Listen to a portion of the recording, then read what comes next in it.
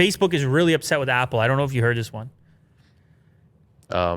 I've heard, yeah. It was like the top of trending. So this story is something that we began to talk about months ago now. Right around the time the Epic stuff was breaking, around the news of upcoming iOS software that was going to make ad targeting far more difficult and, well, just was going to enhance privacy in general and alert users on iOS about anything that was tracking any of their behaviors and asking them to opt in or opt out. This affects Facebook in a really big way. Mm-hmm. Facebook requires this level of tracking to show relevant ads.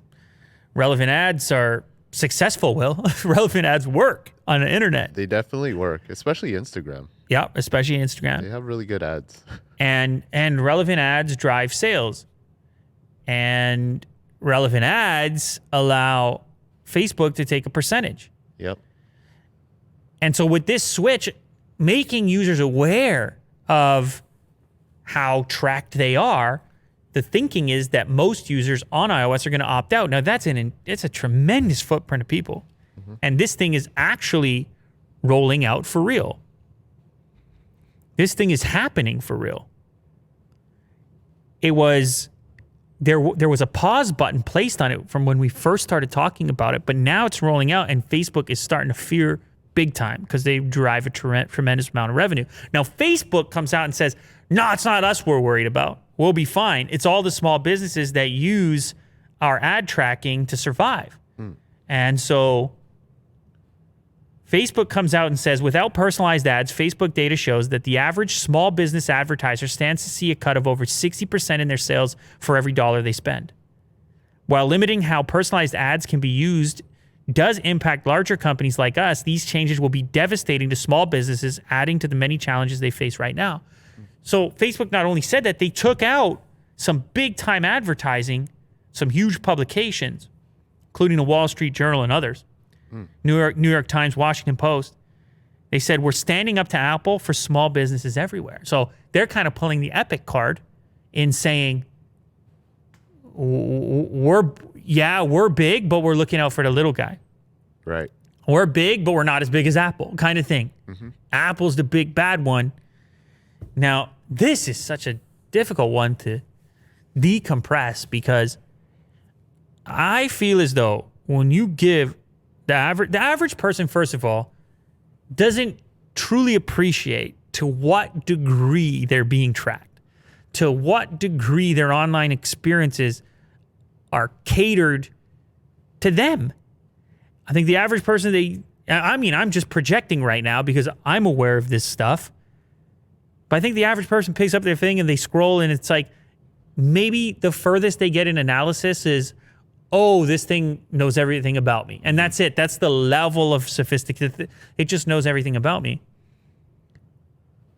People haven't really existed in a non-tracked, non-catered, non-curated version of a web experience for a very long time. Mm-hmm. And may, from a knee-jerk perspective, switch off the thing without necessarily recognizing that their ads are going to get worse, that they're still going to get ads. They'll just be worse. Uh-huh.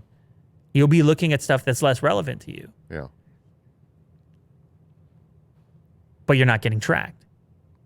So I wonder about the awareness level on from the end user's perspective, but that's obviously not what Facebook's talking about. Facebook is simply talking about transactions and the fact that these ads work. Mm-hmm. For me, if an ad works, it means the person wanted the thing that was being advertised. Uh-huh. At least enough so to pull the trigger to get inside of Facebook's data as far as the transaction having taken place. So it's kind of a counterintuitive thing. The person turns off the tracking of the ads, yet they utilize them to get the things they want. Uh-huh. The other thing that happens here, if this takes place, is that companies like Google presumably get some degree of advantage back their way. Because, they track you as well, but it's inside of their products. Facebook only has, I guess Facebook has a handful of products too. But Google, the search engine, is still the default search engine on Apple and on iPhones, and Google pays a boatload of money in order to maintain that position. Facebook might not have a secondary play to get users into its ecosystem outside of this advertising scenario that currently exists for them. So anyway, they're upset. They claim they're against the big bad one, and they're probably looking for other companies that use this type of technology to get on their side. I'm curious what you guys think, people watching this, what you would select when you have the option presented to you via iOS, whether or not you want to let Facebook track your behavior at the expense of potentially seeing irrelevant ads. What will you select when you're granted the option? Yeah, it's a tough one. Like, what if the button said relevant ads based on your history or irrelevant ads based on your privacy? Like, it's some of it is phrasing too. Like, Apple could phrase it in such a way that isn't so terrible for companies like Facebook, or they could phrase it in such a way that makes you believe it's pure evil. Like, this application is tracking you throughout a variety of apps, including bang, bang, bang, bang. Yeah. And it pinged you 17 times in the last 4 minutes. And everybody's turning that one off. Yeah. So it's just really interesting, the psychology behind this. But I'm curious what the average viewer is thinking about it. It might be one of those things where you just click no because it sounds scary.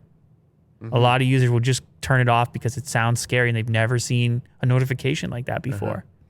But anyway, Facebook will be hurt by it, no doubt.